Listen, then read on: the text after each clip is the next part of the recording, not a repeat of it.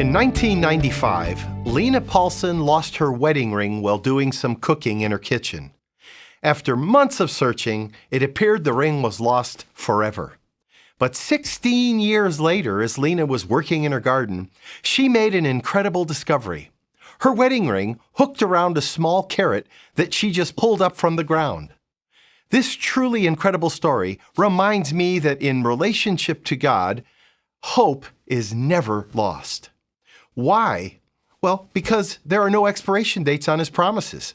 Even when we might grow frustrated and give up hope, our triune God never does. His promises always come through, even though their fulfillment might take a little bit longer than we'd like.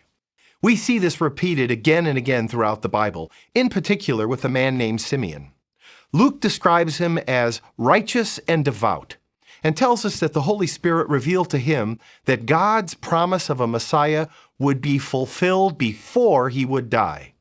When Mary and Joseph brought their newborn son to the temple in Jerusalem to be named, Luke tells us, moved by the Spirit, Simeon went into the temple courts.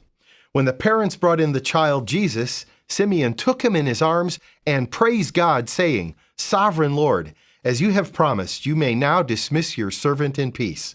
For my eyes have seen your salvation, which you have prepared in the sight of all nations, a light for revelation to the Gentiles and the glory of your people, Israel."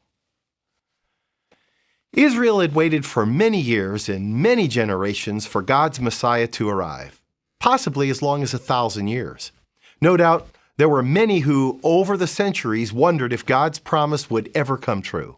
So imagine the joy Simeon must have felt that day in the temple, seeing Jesus with his own eyes and realizing that after all these years, God had remained faithful to His promise.